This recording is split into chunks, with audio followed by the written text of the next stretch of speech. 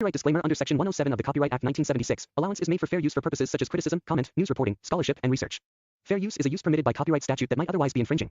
Nonprofit, educational, or personal use tips the balance in favor of fair use.